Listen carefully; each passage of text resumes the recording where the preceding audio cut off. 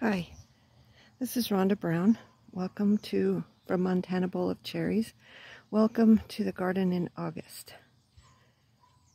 We do not have a lot. It's the end of August, so we don't have a lot going on in all of the gardens, but there were some things that we were following that I wanted to show you. So the hollyhocks are about the only thing that are in bloom here, and not all of them. It's been kind of cold this week, so this is the bee balm that has done splendid this year. Kind of needs to get a bit of a start. This is its second year and it's perennial, so next year we should be able to harvest from it and enjoy it to its fullest. And some of the rest of the perennials are, this is a peony, just building its strength. And the lamb's ears, so much fun, so little maintenance, soft, does wonderful things in bouquets and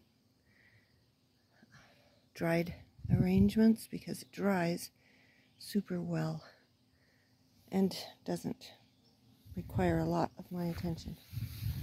So we tried the scarlet runner beans and we've not gotten any off of them. It keeps, the problem is the wind, I believe. So I cut them down from the strings because most of them were dead. So I cut them back and they are coming here.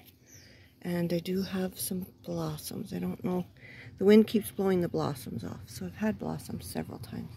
The other pot, everything just died, but this is what we've got. So I don't think it's a failed experiment. I think my methods were wrong, and another year I wouldn't try tying them up. Just let them cascade where they're going to.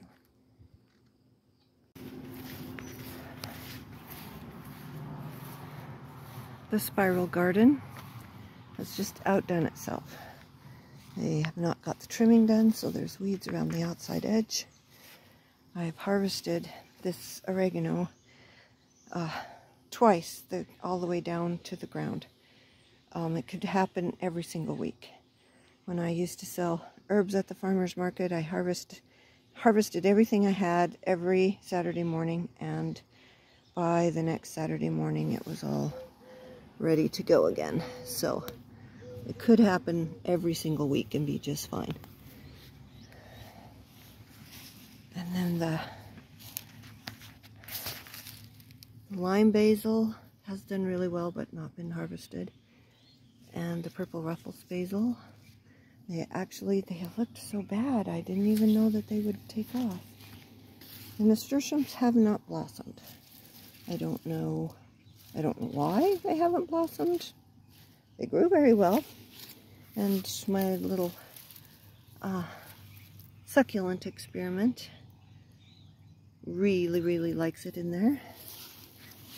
This is lemongrass. So my friend Emily and I talked about this in the beginning because she spent a year and a half in Japan, and so I still don't know if this is something she wants to help me with, but we do have lemongrass growing here. And the sage, these leaves are huge, and the chives really took off. I think that next spring, assuming everything survives with what I'm working on for winter protection for this garden, I think I would split the chives and put maybe one on each side because they are huge. And then we're back to the front again. And this is thyme, and I have harvested the thyme twice as well. And it just keeps coming back. So Everything has done really well. This garden turned out fantastic. There is on this channel a video about how I built this and some of the things that I would do different. I think I thought these would just stay low so that they would work for my fairy garden, but that doesn't seem to be the case. Oops, here comes a train.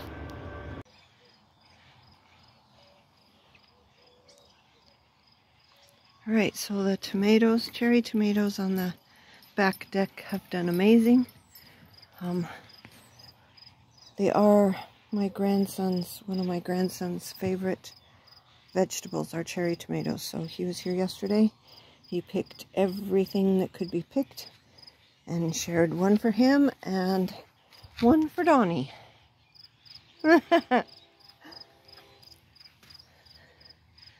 The herb garden, I just threw stuff in and ran off the end of May, so I was late planting it.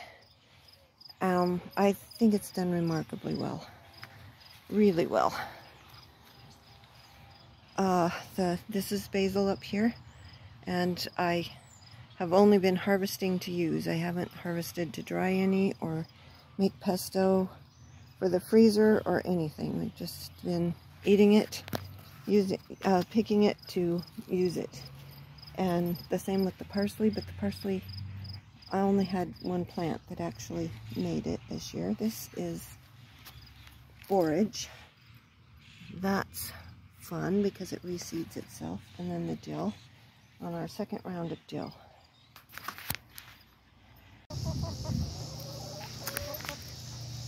Alright, so here we are at the vegetable garden. When we plant in this spot for our vegetable garden, we get the most protected spot because it's got the plum thicket at the back.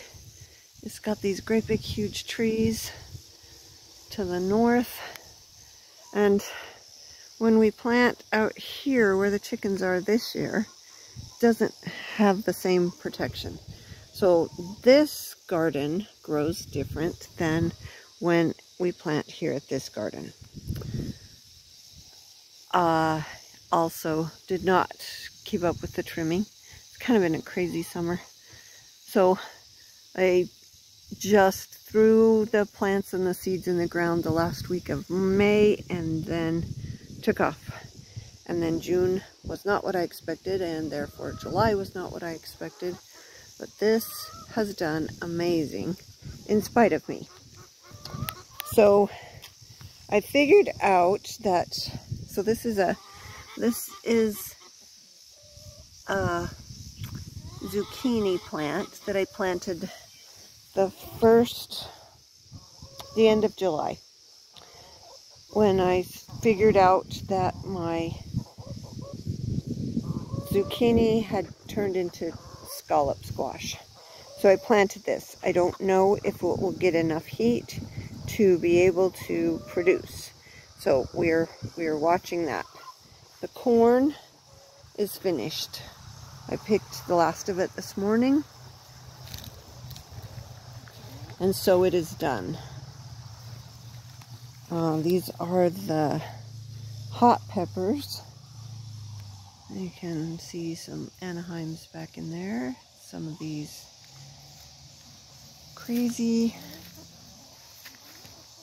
purple peppers down in there that Cameron says are very hot. Well, he says they're not too hot, which means they are very hot for normal people. And then here are some other really hot peppers and our friendly garden spiders that are huge and a little overwhelming. And then the tomatoes.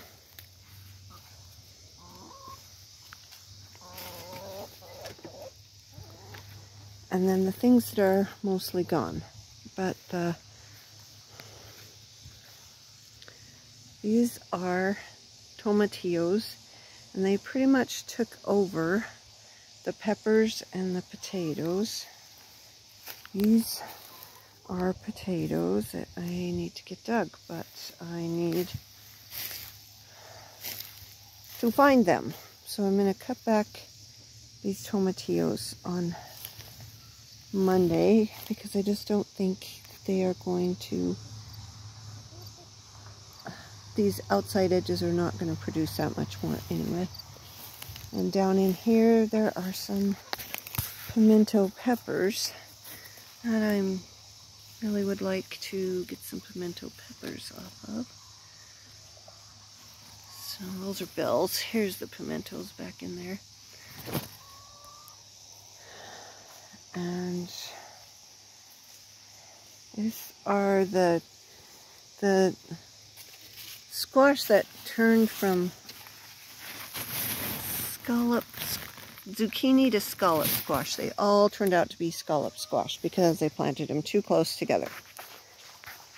And here are the cabbages that are trying to grow in there. So some of these are going to come out on Monday as well. So there's room for the cabbages to finish doing their thing. And the cucumbers. So I wanted to tell you a little bit about block planting and row planting. So all of these are in rows. However, you can plant rows into blocks, just like we did with the corn. If you plant several rows across, then you end up with a block that works better for pollination. So we do the same thing with the green beans.